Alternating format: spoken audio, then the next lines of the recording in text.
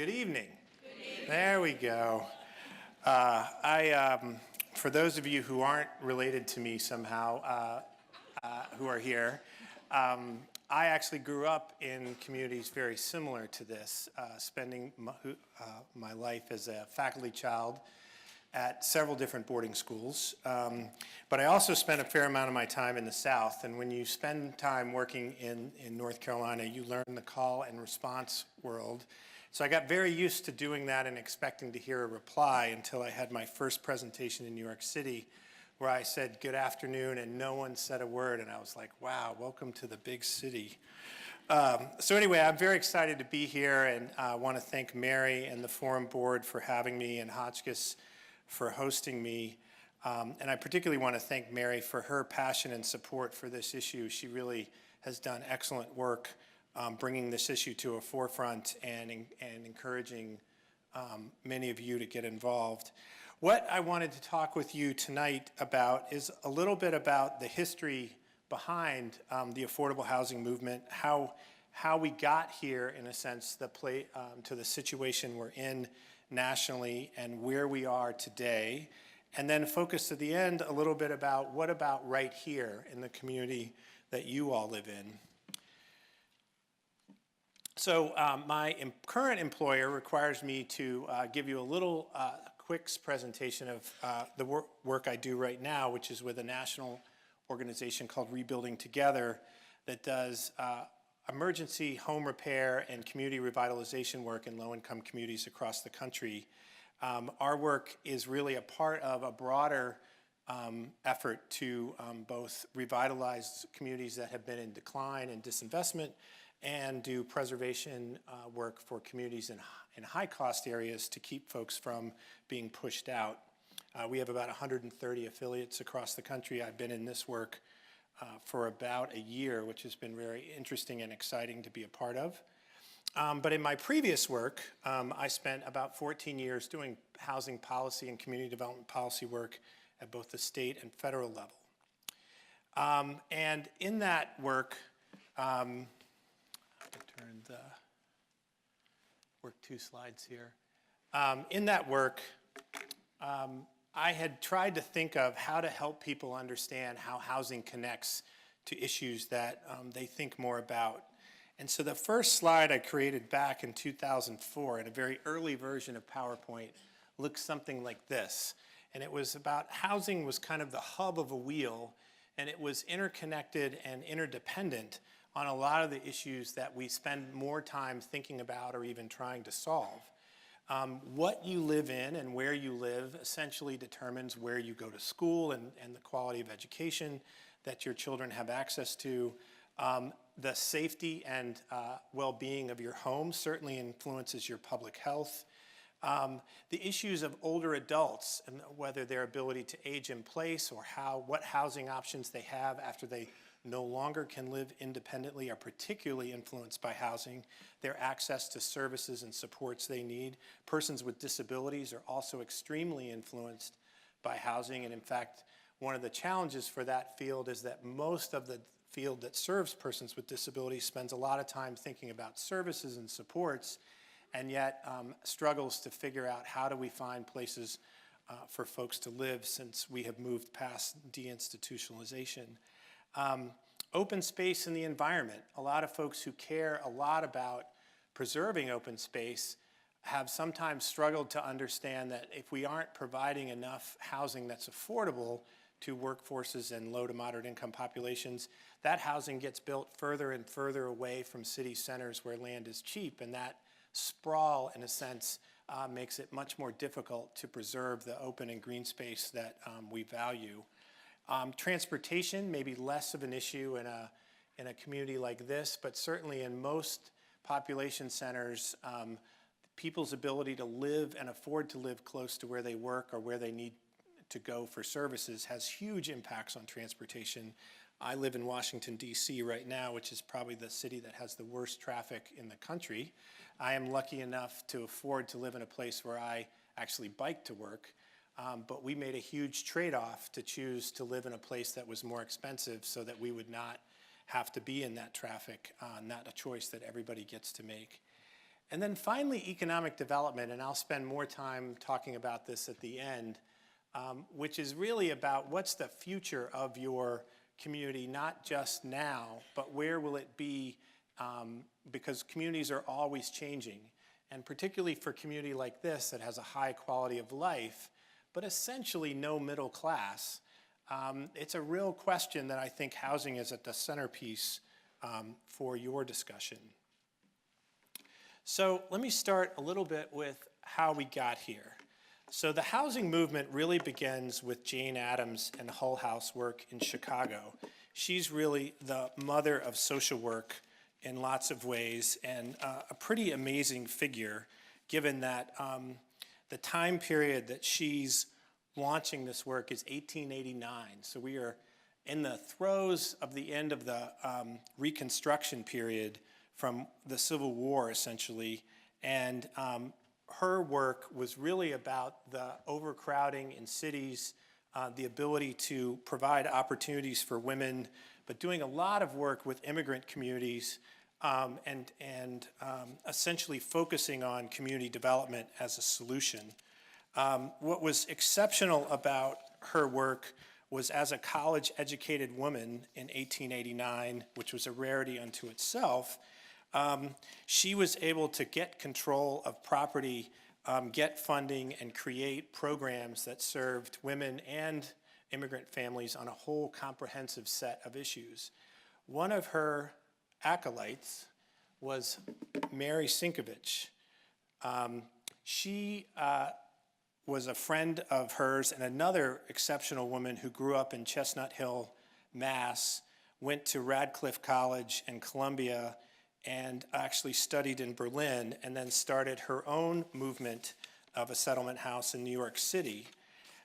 She got very interested in housing and really became the founder of the affordable housing movement, forming a coalition of folks that became known as the Public Housing Coalition, before public housing was a housing type, but really arguing for housing to be publicly supported and controlled. And at the beginning of the Great Depression in 1931, she brought a group of all white men who were developers, lenders, realtors, construction folks who were struggling to build and survive in the Great Depression, and formed what became the National Housing Conference.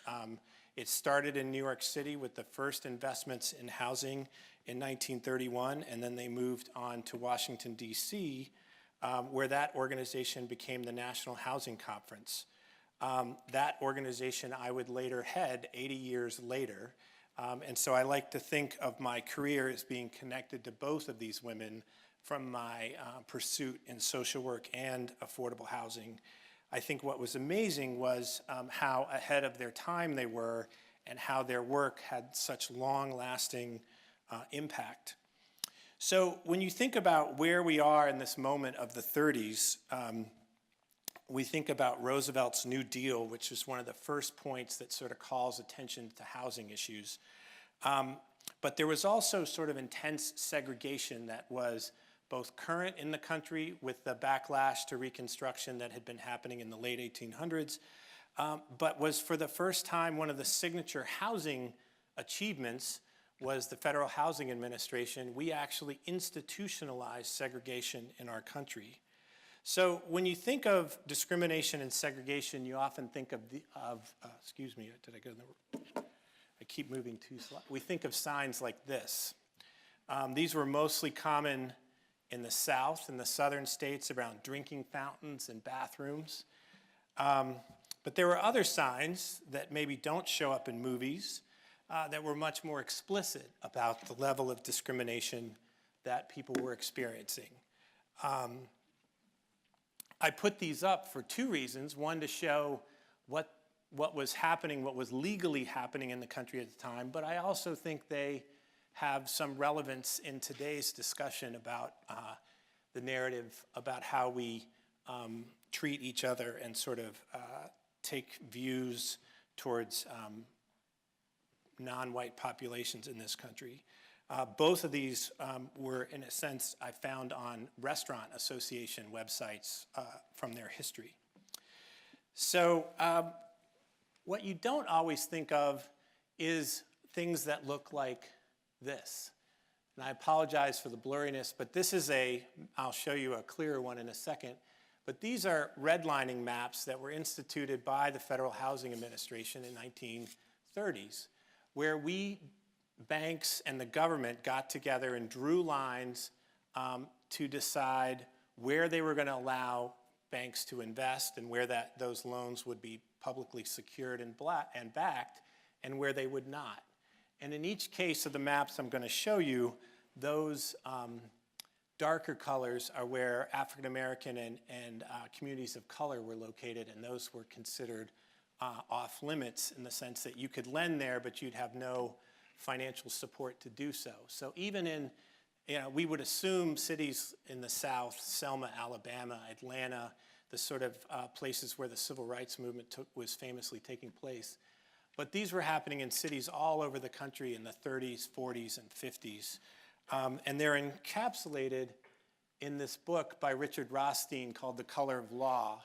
And if you're interested in this topic as a historian or somebody who cares about civil rights, I really encourage you to read it. It's one of the toughest reads you'll go through because it really calls out, it's done by a law professor, not in a political way, not in a kind of advocacy way, but really as a law professor saying what were the legal actions that cities and towns were taking to actively discriminate about where people could live.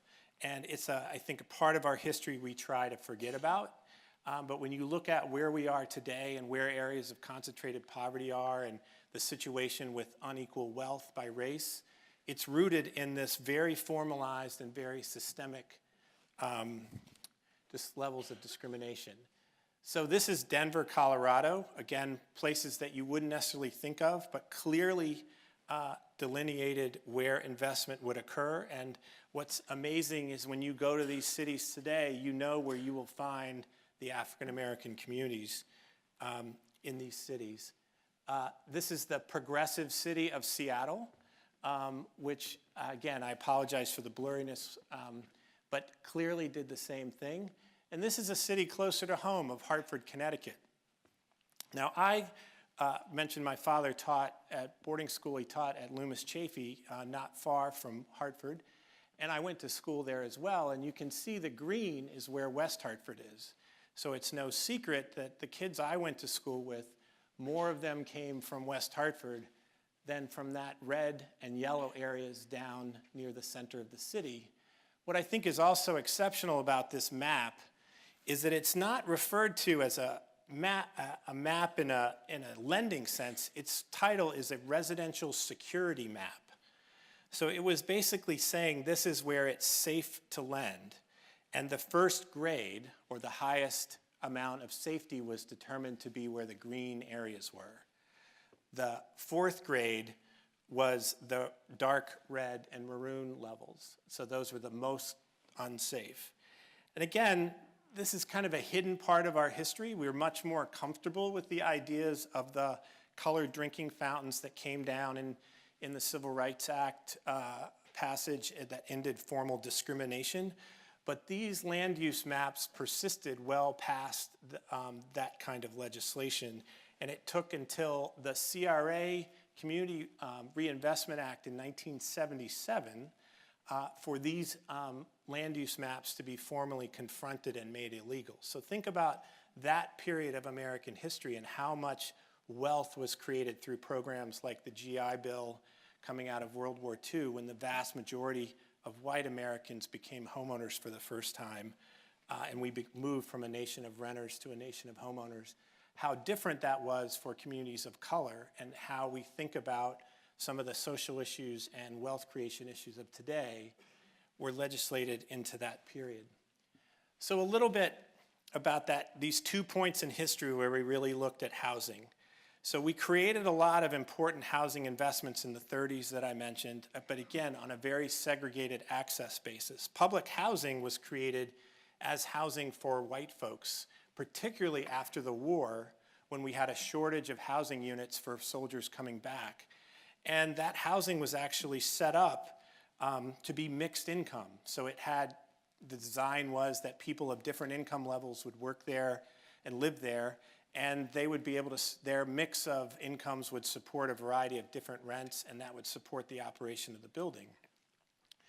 Well, when white flight began to occur and African American families and low-income families in general came to public housing as a housing of last resort, that varied income model failed, and the buildings fell into disrepair and basically stayed in disrepair throughout the length of their operation, with the backlog really occurring significantly in the 70s, which I'll talk about in a second. So the next great sort of, and I would note that the attention on rural was, for the first time in the 30s, really happened more because of the Dust Bowl, the loss of farmland, the attention of how do we support farmers, and areas like this, which were heavily farming communities in their day, were thought about much more about, is there viable options to support people's home ownership opportunities in rural communities in the 30s, again, on a very segregated basis.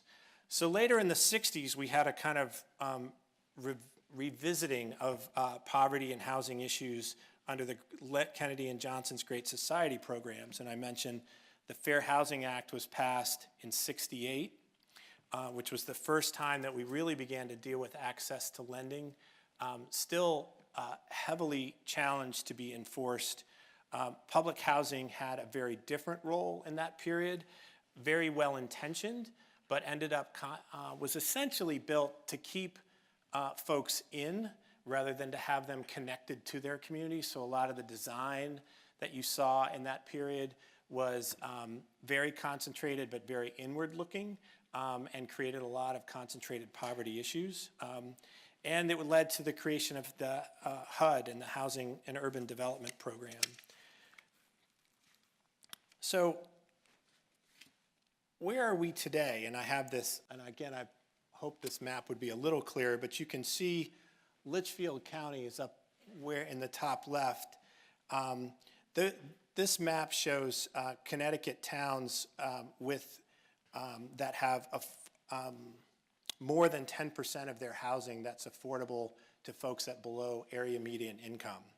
So you can see the challenge is not just one for this county, but Connecticut as a whole has one of the bigger affordable housing challenges, and state leaders and business leaders have been working for over a decade trying to think of ways to increase the supply, because they saw the challenge of being able to recruit industry and hold on to families, in particular professional folks who were leaving the state because of the high cost of housing.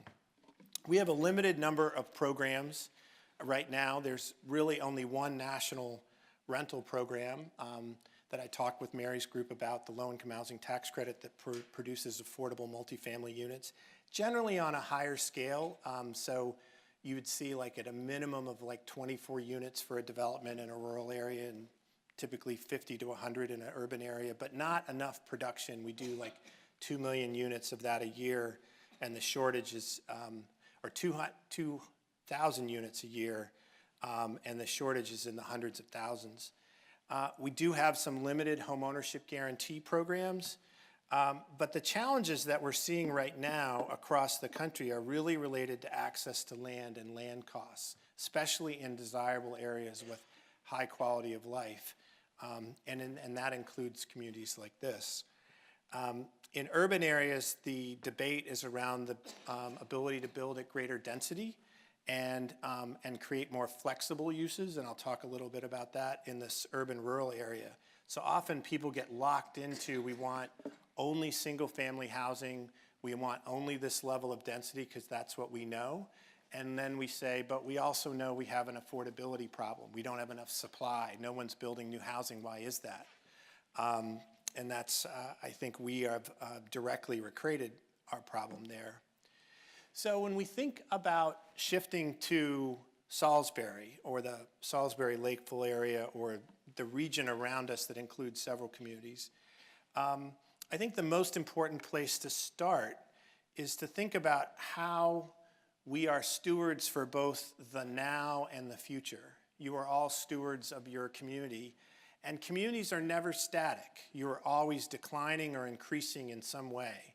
You're either maybe becoming more desirable for older adults to come here because there's a high quality of life, really cute boutique stores in lots of places, nice places to eat. Or we could be declining because in the desirability of families with children, because housing's expensive, the jobs that are available for people who aren't already wealthy or retired are fairly low wage. I would argue that probably this area gets most of its service workforce through the large number of substance abuse recovery centers in this area that provide a population of folks who need to work and are willing to work in those jobs, and that's an important tool. But that may not be your best long-term strategy for a balanced population that will be sustainable into the future. So any discussion that you're going to have about affordable housing has to be a broad one and has to be thinking about not what's in it for us today, but what kind of town, what kind of legacy do I want to leave 10 years or 20 years from now? Will this still be a great place to live?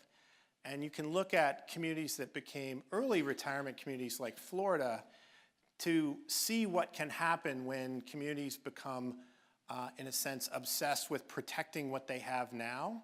A lot of those communities were very hostile to initiatives to bring families with children in because they saw schools as driving up their taxes, and they were happy with what they had. And then when the service sector that was set up to serve them had a harder and harder time recruiting workers, and a lot of those businesses would leave because they couldn't pay the wages that people needed to earn to drive 2 or 3 counties away. They then said, how do we fix this? And it's much harder to solve that problem once you've gone into a crisis than if you can be a little proactive ahead and thinking, what is the best sustainable mix for us? How do we have a community that people of a range of incomes are going to want to live in, not just in Salisbury or Lakeville, but the region itself going to the future? So to do that, you really need to think using a little asset-based social work frame. What are the assets? What draws people here? Why would somebody want to live here in different stages of life? And then what are the challenges for those folks? And you think about some of the assets you have in this area, like a hospital, and then you think, what happens if the hospital's maternity ward closes? Well, does that make it more likely or less likely that families with young children or young families who might start a family would live here? And I know thinking about the hospital that's here is very similar to the hospital that my sister and I were born in Greenfield, Massachusetts, outside of Northfield, Mount Hermon. And I would think that my parents would have probably made some different decisions about whether that was a place they wanted to stay when it came time to have children if that hospital didn't have a maternity, a birthing center for women to have to go through childbirth. So you think about all those elements of what they mean down the road and how that it can continue to tip things in one direction or the other. A lot of communities look at retail as an economic development strategy, and that can be great, but are there abilities for people to come and start businesses, to become entrepreneurs? What is beyond a restaurant and a boutique store, the ability for businesses to start here and be successful that could lead to greater employment? You think about how housings fit into the issues like healthcare. Where are those healthcare workers going to live, and will they want to work in this area if the schools are closing or if there aren't access to housing that they can afford? What is the environment like? A lot of communities similar to this think about how the environment becomes an economic driver for growth. Ecotourism, you have the Appalachian Trail going through here, you have lakes. A lot of wooded protected areas and parks can be a very desirable place for people to live and want to come here to experience, and that can trigger a lot of economic development in ways where people begin to start businesses, whether it's related to hiking or the outdoors. much of eastern North Carolina, in the state where I used to live before I came to DC, was going through this as they lost their manufacturing jobs and had to figure out, well, the one asset we have is a river. How do we use that? Our mentality has been to just sort of exploit our natural resources, but we could actually become a place people want to live and where businesses can thrive because they can take advantage of that. Again, small business development. The debate about whether to have high-speed internet has a lot to do with what kind of entrepreneurial environment you have for people to want to start businesses. And again, this is not a place that I can imagine, and again, I know it a little bit, but not as well as you do, that where a lot of new manufacturing jobs are likely to come, another plant of some side. But in the tech sector and the people's ability to come up with jobs and businesses, having that high-speed internet and an environment that is nurturing and supportive of entrepreneurship can create a desirable community for people in their 20s and 30s to come to experience the high quality of life that you enjoy, but also be able to start that business in an environment that maybe offers different benefits than an urban environment has and challenges. And then finally, arts and culture. I mean, why do people want to live here? One of the reasons is that there are, for the size of the communities that there are a tremendous number of arts and cultural events, including the events that happen on the two prep school campuses of Salisbury and Hotchkiss. It's kind of like having a college town environment in many ways, and those can be great drivers for folks to want to be here. The challenge of all these assets that you have is that if they are seen as exclusive, in other words, we have all these things and I really don't want it to change, that's not a great predictor of the future, because what happens after you're gone? Will the next generation want to continue to come? Is it sustainable that the only population that moves in is over 60? And I would say my wife and I always enjoy coming here. We live in DC, which is one of the younger cities where I am constantly the oldest person in every restaurant and bar we go into. And we come in here and we sort of feel like we're on the younger side again, which is an enjoyable experience. But again, and it's fun to be in a community where you feel connected at 50, 60, 70 years old, but probably not the healthiest long-term environment if there are no people younger. I wouldn't think that that's an environment that's going to do well economically for a long time. So, some ideas to think about. The different ways to increase the supply of housing in your communities have a lot to do with sort of two factors. How flexible is it for people to create additional units without major construction? So things like accessory dwelling units, which are basement apartments, garage apartments, granny flats. These amazingly are zoned out in many communities across the country, even large and small. In Raleigh, which is the capital of North Carolina, where we used to live, these were, you had to actually make these, go through a zoning process to do this, even though the city clearly needed more units, and is a great way to add a lot of affordable rental units to support workers in your community without major construction costs.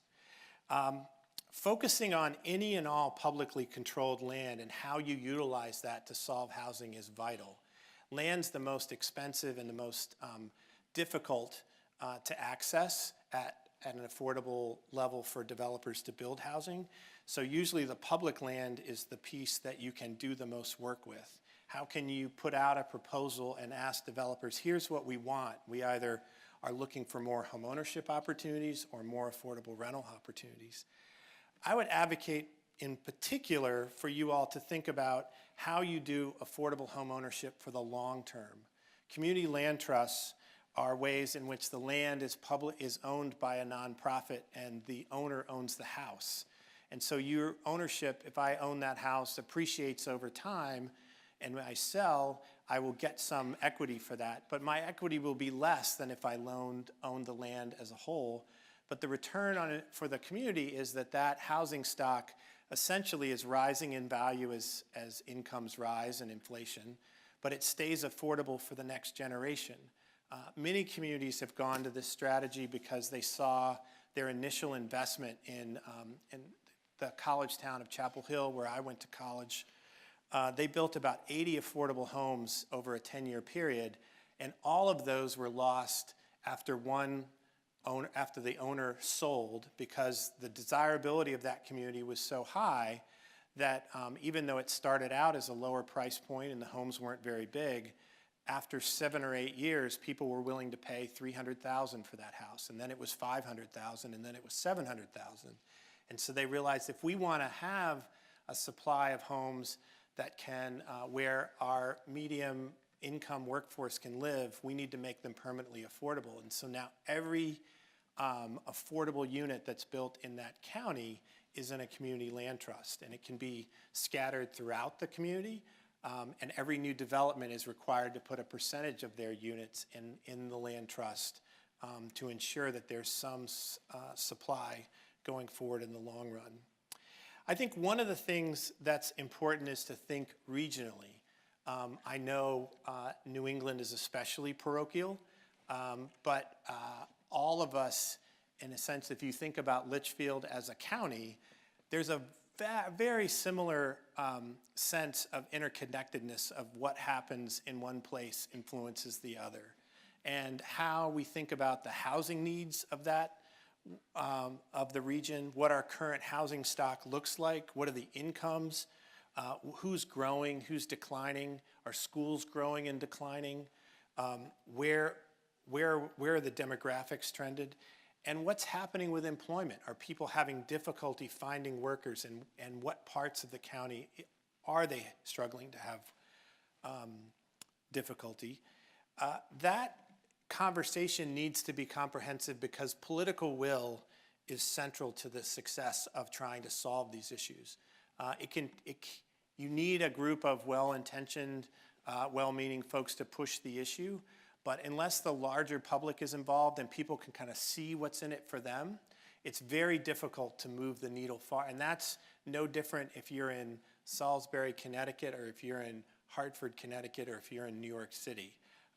That idea of sort of how it affects people is central. So what I want to close with is this idea of, okay, I'm assuming most of you who, again, weren't required to come because you're related to me, came because you're interested in this issue. And I'm hopeful that most of you are supportive of the issue. Maybe a few of you came to find out what this other group is talking about that you think is bad and you want to know what the secrets are, but I'm hoping most of you are in the choir. So how do you talk about it with folks? And so I wanted to leave some ideas of, we spent a lot of time in the field over the last 15 years thinking about why we haven't, given that housing challenges have been so significant in this country for over 40 years, why this issue hasn't moved the needle publicly. And we realized that we were part of the problem. We had approached it from this idea of, if you just knew how bad the problem was, you would be as passionate about it as I was. And so we would overwhelm you with data and statistics about how big the need is, how many people couldn't afford stuff, how many families were struggling. And all that stuff is important, and people need to know it's real. But generally when that's what you lead with and it dominates your message to folks, it tends to say, well, that's not me. And two, that sounds like the problem's really big and you're not going to fix it. So I'm not really motivated to get excited about it. And I would add that this really applies to when you're trying to talk to other members of the public, or if you're an advocate trying to talk to members of the public. When you're talking to elected officials, it's a little different. They want data is more acceptable. So we understood this, had exposure to this author named George Lakoff, who wrote a really important book called Don't Think of an Elephant. And he's a linguist from UC Berkeley. And we brought him to North Carolina for a bunch of organizations that were trying to change public policy on a whole variety of issues: environment, social justice, domestic violence, housing, education, health. And what we realized was that we were all struggling with this frame of, if one position is less government is good, your position can't be more government is better, because that's not an appealing position. And so we spent all this time saying, here's how bad everything is, And what people were hearing is, that sounds bad and your solutions sound bad. Because the words you're using were triggering very negative images. And what Lakoff taught us was that people think and process information in what he called frames. And that frames were really useful for humans to survive and adapt. So if you had some image that you had either been taught or had seen, and you knew that that image was dangerous, if you saw something that was similar to that, you knew to stay away. Now, frames also have negative consequences in that they can reinforce negative stereotypes. So when you think about the issues associated with the words affordable housing, do you think about the building on the left, or the building below, or the building on the right? And I would say the building on the bottom there is actually affordable development in Kent, Connecticut, which some of you may know as well. But where I learned this information, I worked for a developer a nonprofit that was building affordable housing, and we were trying to do an affordable senior development in Cary, North Carolina, which is a bedroom community, big IBM place, no history of big public housing, kind of a rural, very suburban. And when the neighbors found out we were building an affordable apartments for seniors, by the way, they circulated pictures of Cabrini Green in Chicago. And I was stunned by that. And I thought, by the laughter, I think most of you have heard of Cabrini Green, one of the more infamous public housing developments in Chicago, those huge towers that were faced inward that concentrated a lot of poverty and were torn down not too long ago. But what it taught us was that when they heard the words affordable housing, the frame that they had was Cabrini Green. And these folks didn't live in Chicago. There was no housing like that in the state of North Carolina, but it was a powerful frame that they had absorbed through the media. And it said, this is dangerous, don't do it. Now, once we built the development, it looked very much like the building on the right there. And many people came to the opening and said, I had no idea this was what you were talking about. This looks great. And now it's a really valuable part of the community. And we built a multifamily development next to it, and it's been very successful. But it was this triggered stereotype that we really had to understand. So the other mistake that we make a lot of times is that we know that there's a negative stereotype, and so we say, I'm going to confront that head on, and I'm going to say, a lot of people say folks who can't afford housing, the problem is they're lazy, they don't want to work hard enough, and we shouldn't give them housing that's cheaper because that's an incentive for them not to work as hard. But I'm here to tell you that I've worked with these folks and I see how hard they work, and they want the same thing you and I want, and they deserve an opportunity to have a successful life and raise their kids in a safe, decent place. So I think I've done a good job, but what you heard was the first part of that message, which if you had a negative view of affordable housing or low-income people, you locked on to that, and you didn't hear anything I said after that. And we do that all the time when we try to make arguments in support of things. We think, well, I know what the opposition is, so I'm going to state that and then I'm going to refute it. Really common problem. People do it a lot, not so much in writing, but a lot in conversation. So what we learned, and then the third mistake, is that we overuse statistics. And particularly we use statistics in a way, and this is what advocates are really bad at, if you work in housing, you spend a lot of time with acronyms and percentages. If I told you that 50% of the people who are at the 50% of the area median income pay 50% of their income for housing, does that really make sense? Now, if you're a houser, you get it, but it's way too much stats, and most Americans don't actually understand percentages. But if I say half of the people who are renting in your community who make less than the average income pay half of their income for housing, that probably sounds a little clearer, but I have to drill it down even further. And so what we tell folks is the place to start your argument and your communication is, what's a central value that you have? Why do you care about this issue? Why do you think Why are you why do you care about the people who are struggling to find housing? What's a value you think that brings your community together? I need to reach you on a value first before I get into data, before I get into solutions.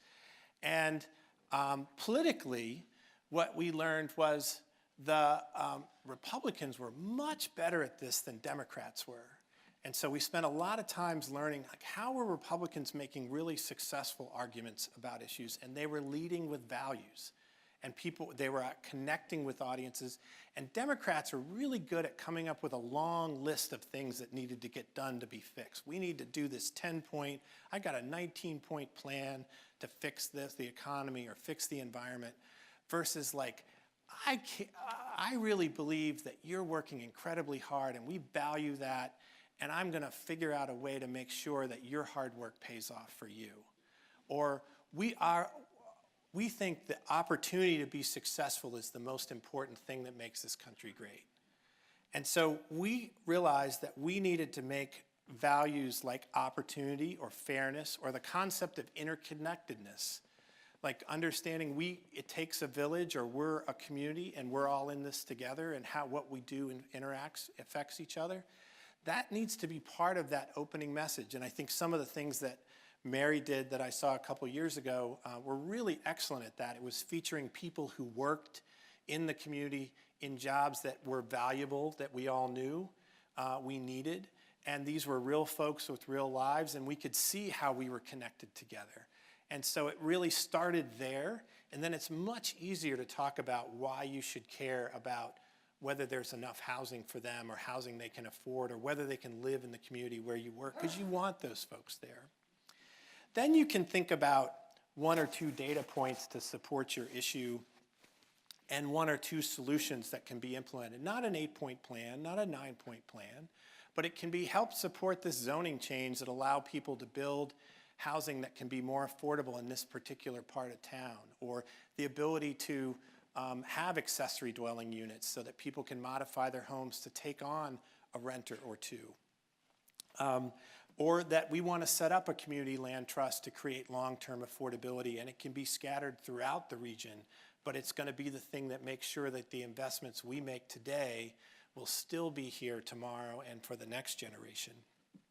Most importantly, your message has to convey to the listener what's in it for me. And that's not in a self-serving way, but I think, again, more into that interconnectedness way. Because if people don't see themselves in your message and in your solutions, they're much less likely to get passionate and excited and supportive of them. So with that, I'm going to stop, because I've gone on for a little while, and I'm going to take questions from the audience. And Mary, and I think we've got one other person with microphones, so we're going to go up and down the aisle. And if there's anything that I've talked about that you want to get more info on, or if there's something I didn't talk about, happy to do that. I think we got about 15 minutes for questions, is that right? And I would just, hopefully this is on, just ask everyone to please stick to questions and don't make speeches. So does anyone have a question that they would like to ask? Yes, we always say, ask your question not in the form of a statement. Chris, I wanted to hear just a little bit about the work that you're doing. I mean, this has been very helpful to relate this to our, local situation, but it'd be interesting to hear what with Rebuilding Together in particular? Yes. Mm-hmm. So Rebuilding Together is an interesting organization. Probably the best parallel I usually make for folks is it's essentially the Habitat for Humanity model for home repair. So it was founded about 30 years ago, very much on a small grassroots organization philosophy of bringing a bunch of well-intentioned folks with some resources together to find other volunteers and raise money to do home repair for folks so they could stay living safe in their homes. Over the first 20 years, the organization grew pretty quickly, spread out. At one point, there were over 250 affiliates across the country. It didn't invest enough in the organizational capacity building, so a lot of those affiliates began to burn out as people aged out of them. And I joined the organization about a year ago to really help them think about how we can create more sustainable models for the affiliates to survive. But we've adapted 25-point safe and healthy housing principles to really kind of improve the quality of work. So we think a lot about how do you assess people's homes to identify hazards, what's unsafe, how do you fix it in a way that is sustainable for the long term. So and we're particularly focused on older adults who often own homes and can't afford to repair them. So a lot of it's about aging in place. How do you reduce falls, for example? We're doing some interesting pilot work with a healthcare firm called Anthem in North Carolina and Louisiana to track where we do home repairs and for whom their clients essentially, and we can track their consumption of healthcare to see how home repairs have reduced the healthcare costs that those folks would incur. Because one fall where someone's injured can be a significant healthcare cost, and multiple falls even more so. We do a lot of work in disaster recovery, particularly in the hurricane settings, because often people don't have flood insurance, low-income folks, and so they can get some money but usually can't get their homes fully repaired, and so those are the folks we target in particular. We have done a lot of work, particularly in urban centers, to think about how we can be part of the comprehensive revitalization of neighborhoods. So focusing on particular neighborhoods rather than scattered site to think how we bring this community back with other folks. We still use a lot of volunteers in our work, but more and more we use skilled labor. We just had a big event in New Orleans. It was technically in October, and I'm here to tell you that October in New Orleans is not fall. It was about 90 and humid. As hot a day as I can remember, but we had a great day of working on like 10 different homes in one particular neighborhood that was part of this Build a Healthy Neighborhood event in partnership with Lowe's. And it was great to personally get to go down and work and paint, scrape and paint houses and build fences and do things. So there's a lot of work on the outside of a house, but we do a lot more work on the inside, particularly fixing electrical systems and stairs and doorways and things like that. So it's a pretty interesting organization to be a part of, and one that's in a lot of change right now, where that was sort of appealing to me to work at. And we are really developing sort of a business model so that as new affiliates are launched, they'll be much better prepared to be successful and sustainable for the long haul. So I hope that, if you have more specific questions, happy to.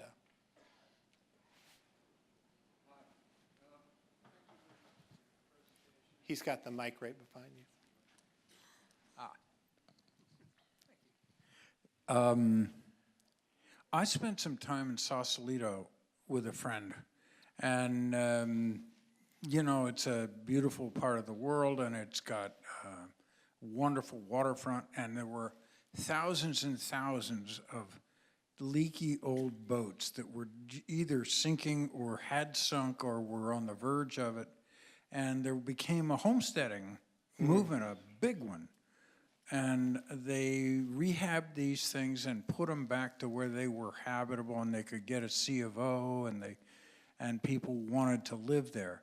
And so the next step, I don't have to tell you, but I'm sure you're aware, is that all of a sudden developers came rushing in and trying to condemn stuff and buy it, or buy it at market and then goose up the prices. Well, this is a real crisis. Now, how, if you do something like rebuilding together and you revitalize a community, how can the people of good conscience who are involved in that also prevent or, you know, avert that kind of land grab mentality that is based on the profit margin? Sure, that's a great question. So we were having some of the students from Hotchkiss are here who we had dinner with before, and we were having this discussion about gentrification and displacement. And gentrification is probably one of the most misused, misunderstood words in this debate right now, because generally what we want to see for low-income communities is we want them to gentrify. We want them to be more desirable to live in. We want them to be safer, to have grocery stores, to have more amenities, to have better schools. What we don't want is displacement. What we don't want is for the people who were there before to not get to take advantage of that. So it takes a couple elements to do well. One, you have to be really organized with the existing folks so that they can help determine the path forward for their community. So if you're wanting to invest, I'm thinking about our affiliate does some work in Pittsburgh in a couple specific neighborhoods, and they target neighborhoods that are not in the worst shape, not the places that no one wants to live in with huge vacancy, but places that are seeing some improvement, and they say, if we work with these folks in combination with other organizations, we can trigger an environment where the market will want to come in and invest as well, and that can really, the market is always going to be more powerful than what we can do, and so that can really create this community to be desirable. Now in Pittsburgh, they're in a safer place than, say, Washington, D.C., where it spent a lot of time trying to create that desirable community, and then when it flipped and suddenly the market took over, they weren't prepared to handle that. They didn't build the infrastructure of citizens really being a part of that and understanding what it meant to become more successful, more desirable place, what a grocery store would do, what it would mean to have higher performing schools or safer streets. And so you have to have folks really engaged to understand what these changes will bring.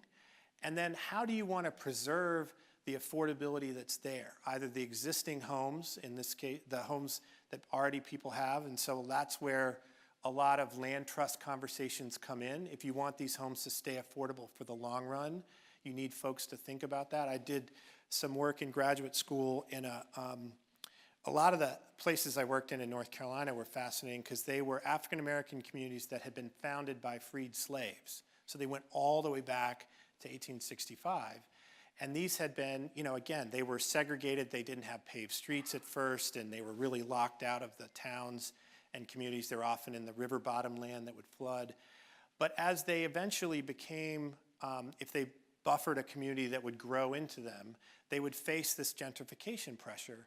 And the conversations to say, here's what's coming, here's what you have to do to preserve this are really fraught and difficult. And a lot of people say, well, I don't want to give up this windfall I'm going to get because I can sell out to the developer and I'm going to make a lot of money. But then when you say what will happen, and what I was, as a fairly naive graduate student, saying, this is no longer going to become a historic African-American community. It's going to become a student ghetto, essentially, where all the homes will be bought by developers and every bedroom will have 2 students in it.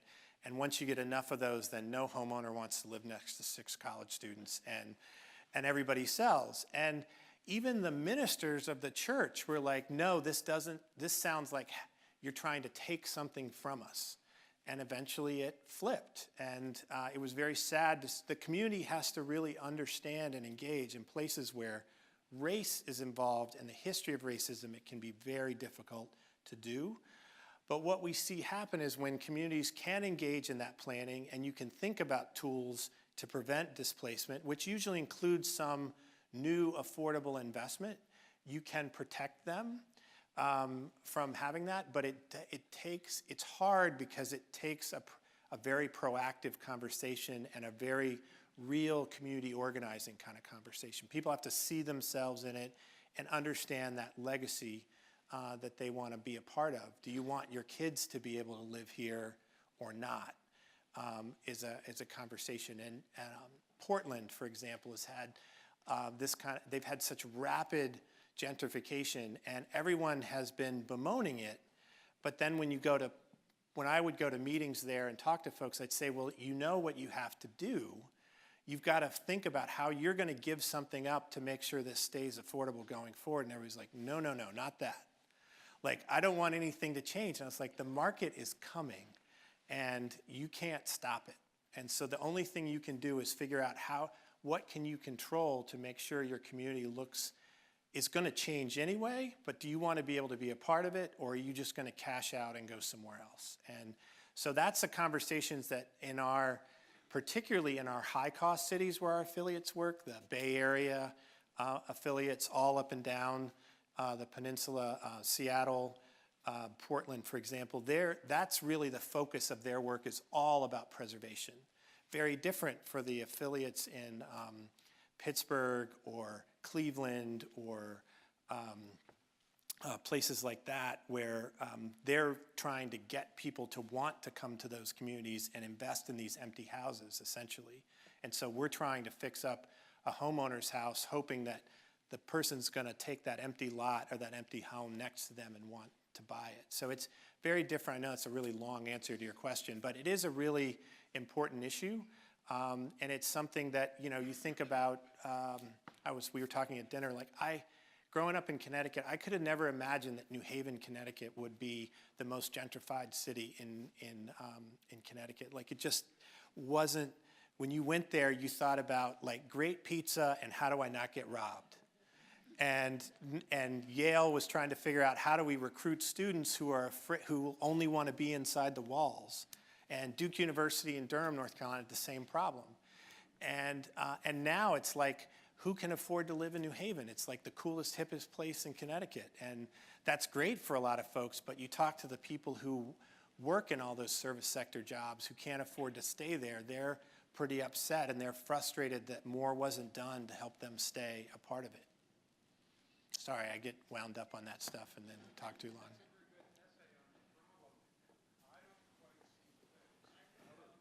Oh, sorry. So community land trusts, more affordable housing built, more multifamily housing built up front before you, more requirements on developers coming in to have an affordable quotient as part of their new development, because you've got demand coming, so inclusionary developments are really the basic things. You think about community benefit agreements when there's public investment. So if you're adding some sort of light rail or public transportation or some sort of public facility like a theater or a sports stadium, how do you get community benefits that either it's around jobs or additional affordable housing investments? So anything that's going to make the community more desirable, you try to quantify with an additional affordability requirement that's long-term, permanent, affordable. Those are the strategies. Okay, we got one back here. A recent edition of the Lakeville Journal had an article about how Habitat for Humanity was only able to get one applicant for their new home in town. Today's Lakeville Journal has an ad for a two-bedroom apartment for $800.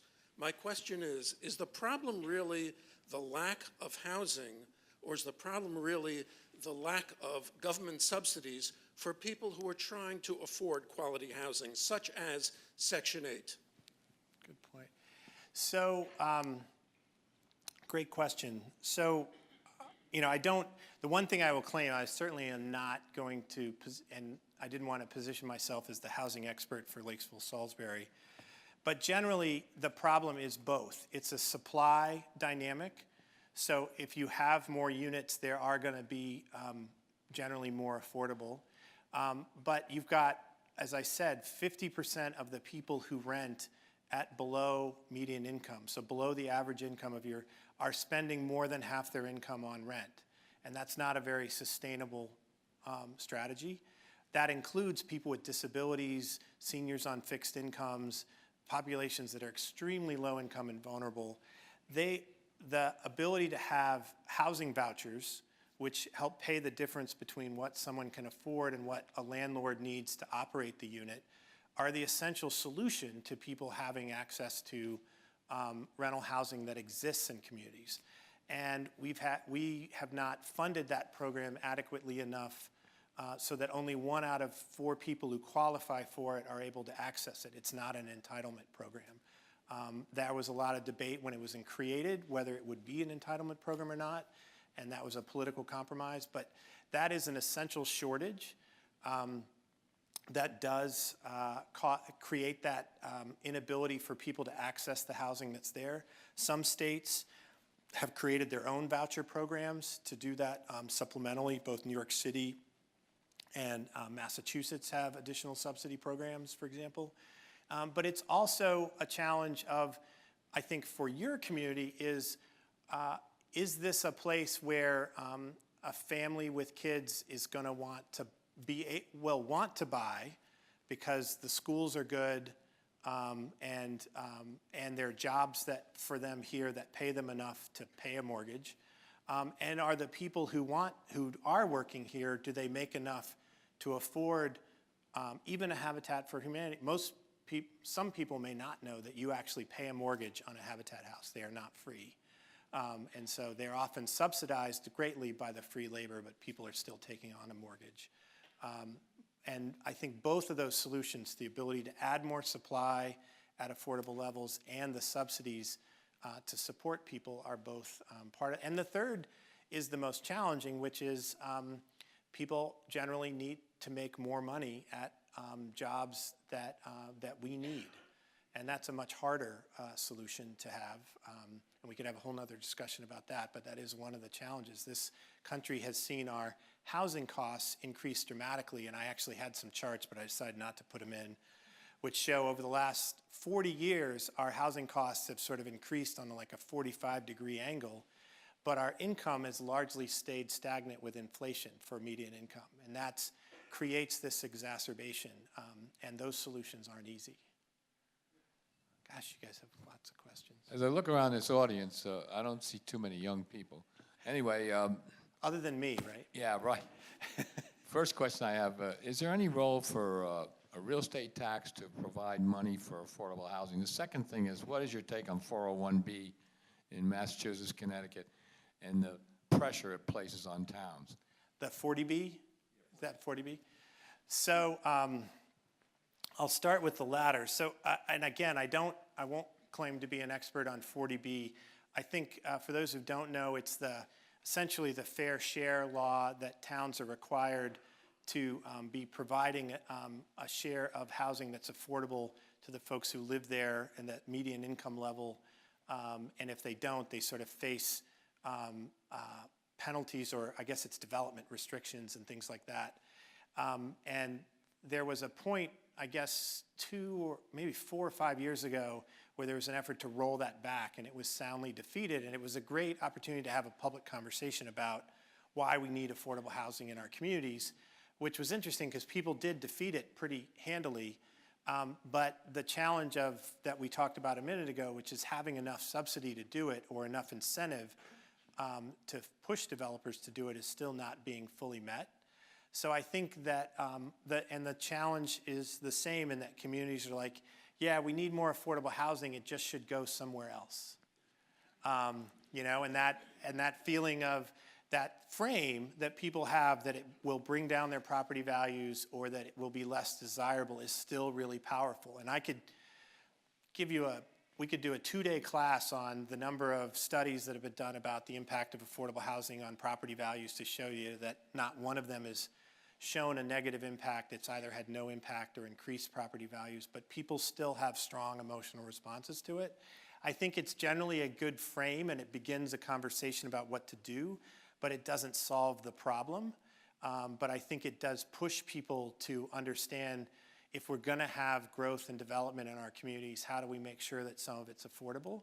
I think for a community like this, it's probably a little different in that, how do we figure out what to do with what we have? I don't think this is a place that's going to see huge amounts of new construction necessarily, but there's clearly some happening. I've driven by some in the last 2 days.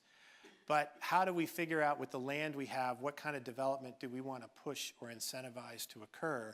How do we make use of the small opportunities to increase supply? How do we think about the public land that the city or the county might have access to? Your first question about the real estate tax, generally the best way to increase a fund for affordable housing is through some sort of real estate-driven tax, under the theory as real estate becomes more expensive, that you have a need, the greater the need for affordable housing, and that can help drive it.